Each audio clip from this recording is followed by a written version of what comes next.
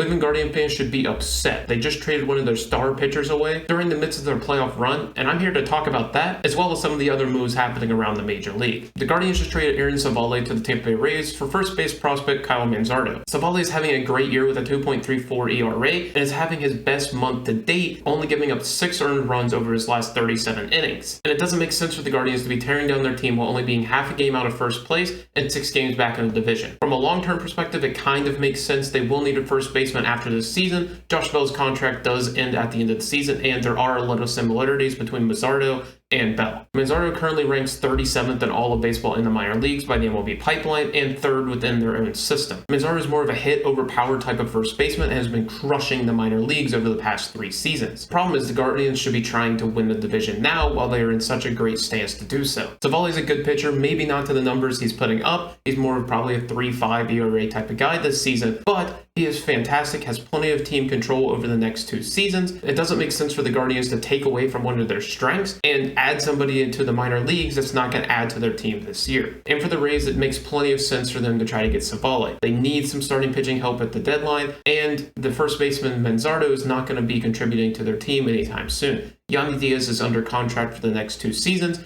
and it just makes a lot of sense for them to go and grab a good starting pitcher while they can. Civale's spin rates are some of the best in baseball, and he does a great job of missing barrels, so you can see why the Rays love him, and they're going to make him probably even better this season somehow, so that's something to look out for. But this deadline has been sort of unexcusable from the Guardians. They traded Amed Rosario, which, albeit, hasn't been the greatest this season, but creates a glaring hole at shortstop for them, and in return they got Noah Syndergaard, who the Dodgers were probably just looking to get rid of in the first place just because of how poor he has been this season. And I love that they believe that they can get rid of Civale and add to their depth in the minors, but they need to be trying to go for this season, in my opinion. The Twins aren't world beaters. They aren't necessarily in firm control of this division. And I think that this division is pretty open. I know it's been a pretty poor division by all means, but the Guardians could add a few bats at the deadline and be a lot closer to contention than a lot realize. I've always said that if you get this rotation into the postseason, they could be dangerous just because they are a pitching factory in Cleveland. All in all, I've been really disappointed with their deadline so far, and I would love to see them move forward, get some bats, and kind of try to reprimand this deadline to this. Other news around the league, Paul Sewald made his way to the Arizona Diamondbacks. It makes a lot of sense for them to grab a veteran reliever out of the pen.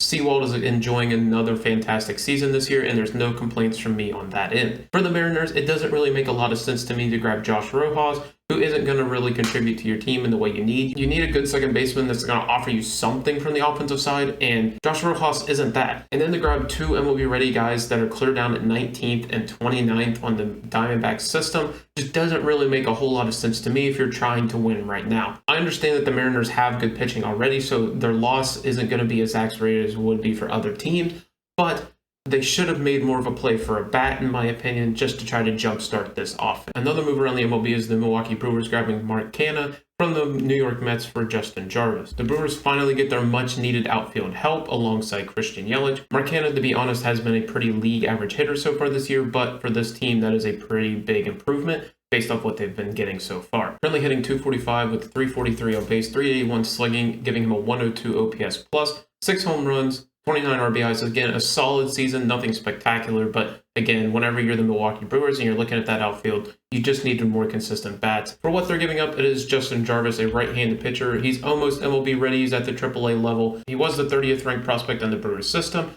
so he should be a decent pitcher and should be up relatively soon. And the final move made to this video recording's time, Candelario makes the move from Washington to Chicago, and the Cubs' upswing of play that has kind of been long overdue. They actually have a projected win total that would probably put them first in the division, but based off some unluckiness, they're kind of sat at third. Candelario is having a great season so far, and it's really a great job by the Nationals to get him on such a cheap, lucrative deal. He's had a 3.3 WAR, hitting .258 with a 342 on base, 481 slugging, giving him an 823 OPS plus, 16 home runs, and 53 RBIs. Fantastic season from Candelario. The peripheral numbers don't necessarily love him, but at the end of the day, he's putting up great numbers so far, and I would expect him to maybe just be a tick below where he's at right now, but I think he should be fine down the stretch. Heading back to the Nationals to be Kevin Made, a shortstop prospect currently ranked 14th in the Cubs system, as well as DJ Hearns, a left-handed pitching prospect ranked 16th in the Cubs system. Made is more of a defense-first shortstop, but has some decent bat-to-ball skills, so hopefully he can be a regular in MLB, maybe just not a superstar.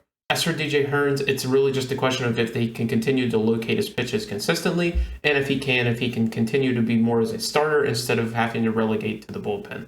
Overall, I think the moves for Kana and Candelario make a lot of sense, and I'm happy to see that the trade deadline is finally getting heated up. Let me know what you guys think down below. As always, I'm down there having a conversation with y'all, and as always, have a wonderful day.